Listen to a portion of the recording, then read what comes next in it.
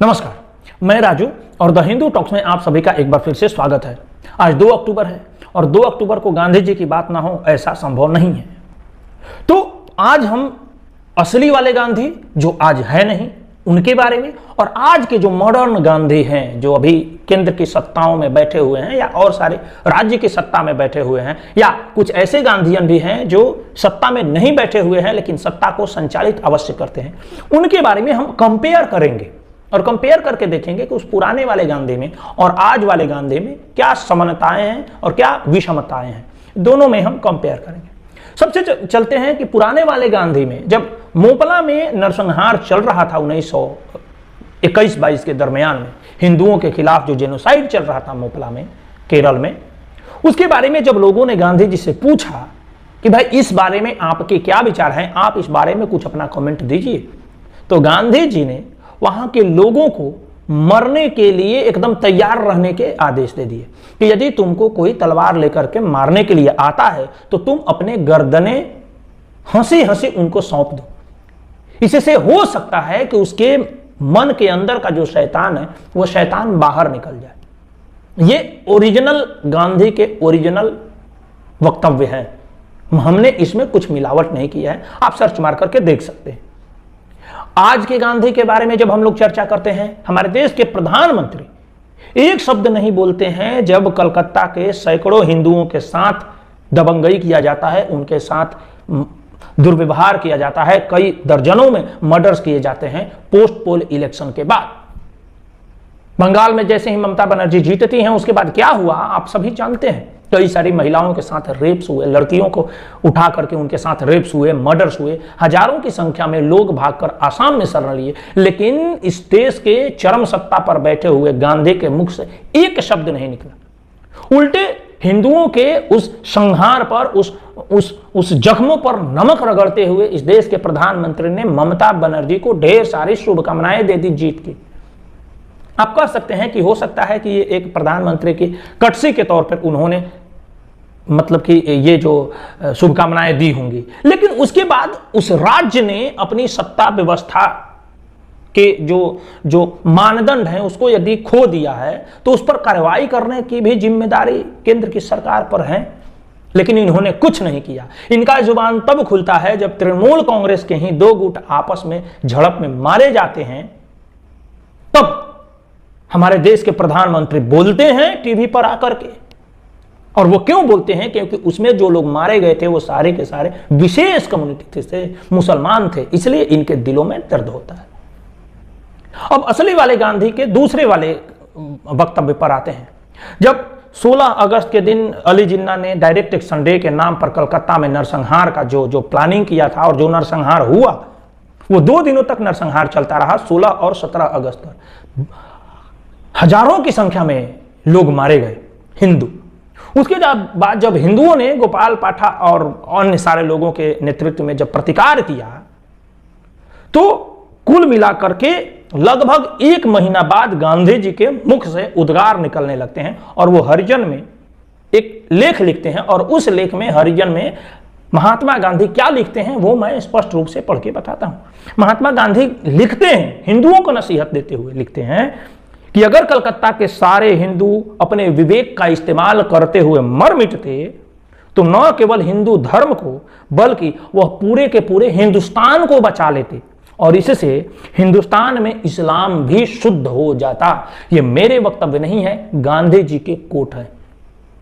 गांधी जी ने हिंदुओं के रक्त से हिंदुस्तान को शुद्ध करने का आह्वान किया था, एक सुझाव दिया था। और आज के मॉडर्न के गांधी क्या करते हैं? इतने सारे हिंदुओं के साथ, उनके लड़कियों के साथ दुर्व्यवहार होता है और इस देश के सबसे बड़े तथाकथित सांस्कृतिक संगठन के जो महामंत्री हैं, जो प्रमुख हैं, मोहन भागवत, वो कहते हैं कि इस देश में, हिंदुस्तान में मुसलमानों को डरने की आवश्यकता नहीं है। मोहन भागवत को लगता है कि इस देश में मुसलमान डर रहे हैं, जबकि कोई ऐसी शोभा यात्रा नहीं है हिंदुओं की जिस पर पत्थरबाजी न होती हो, जिसमें मर्डर्स न होते हो, जिस पे दंगे न होते हो। और मोहन भागवत को लगता है, जो मॉडर्न के गांधी हैं, उनको लगता है कि मुसलमान डरा हुआ है। आम जनता को नहीं लगता, आम जनता को तो लगता है कि इस देश में 80% हिंदू है, हिंदू डरा हुआ है। लेकिन मोहन भागवत को लगता है कि मुसलमान डरा हुआ है, और वह हिंदुओं को गिल्ट में लाने के लिए ऐसी ऐसी बातें बोलते हैं।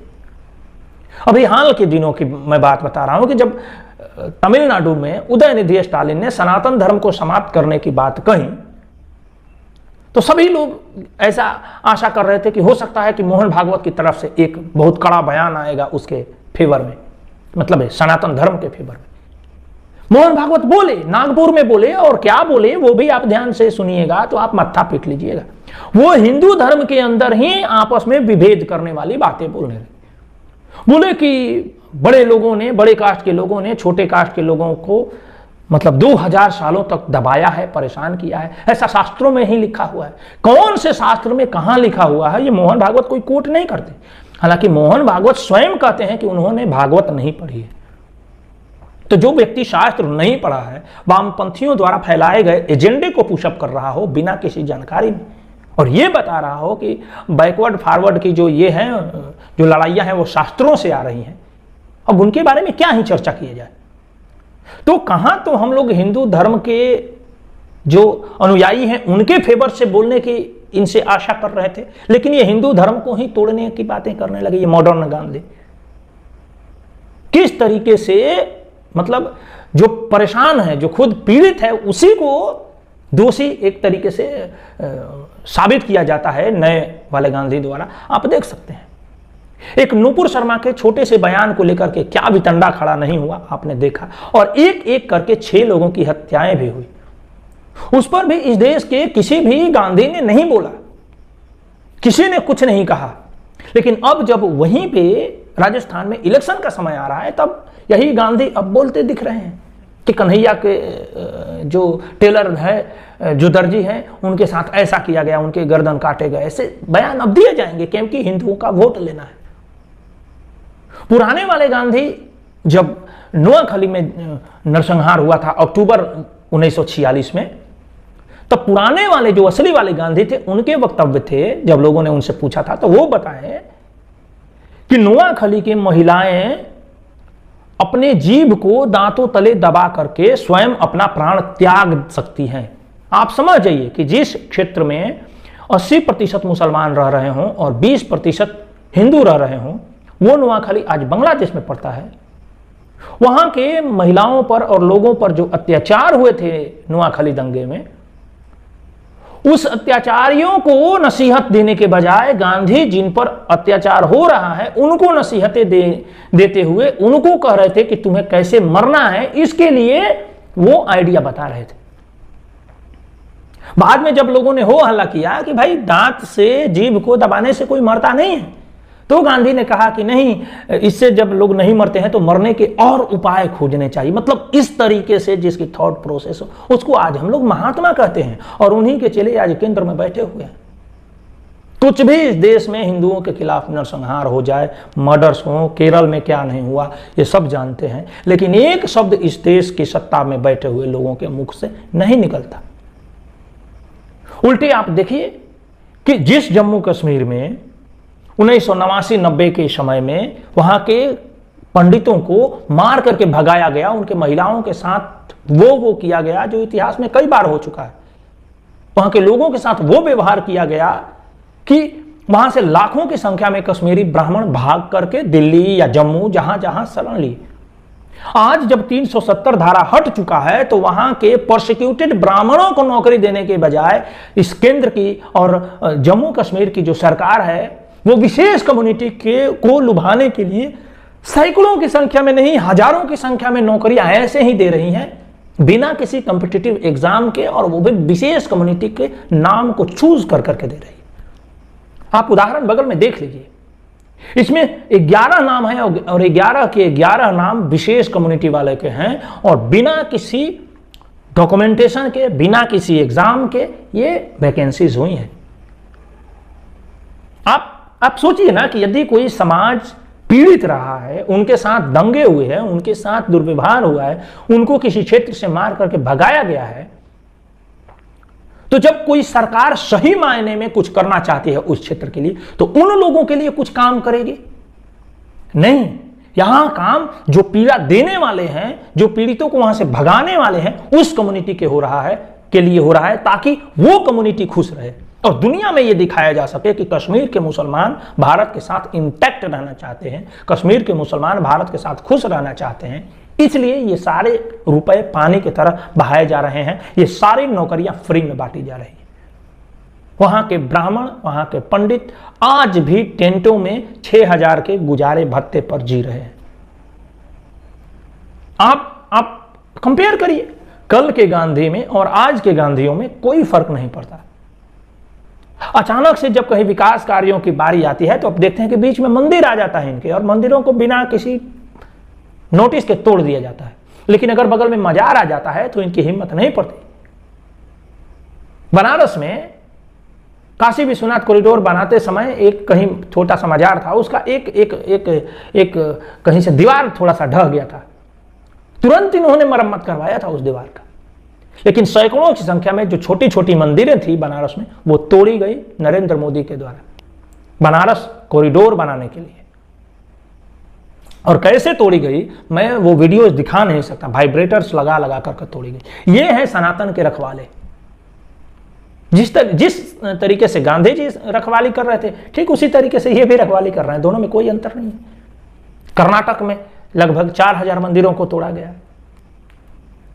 तो ये है, यही गांधी है। और जिसके जो आराध्य गांधी हैं वो इसी तरीके के काम करेंगे। मैं ये नहीं कहना चाहता कि गांधी ने कोई अच्छे काम नहीं किए, लेकिन गांधी ने जो भी अच्छे काम किए हों वो अलग चीजें हैं। लेकिन देश के लिए क्या नुकसान होगा उसकी भरपाई कोई नहीं कर सकता, और इसका पूरा का पूरा बोझ हम गांधी पर भी नहीं दे सकते। लेकिन इतना कह सकते हैं कि जिस देश के सर्वोपरि नेता कुछ बोलता है तो दुनिया उसको सुनती है, पूरा देश में उसका मैसेजिंग जाता है। और गांधी ने जो भी मैसेजिंग दिया था वो केवल एक पक्ष के लोगों के लिए दिया था। हिंदुओं को हमेशा से नसीहतें ही मिली, आज भी देखिए नसीहतें ही मिलती हैं।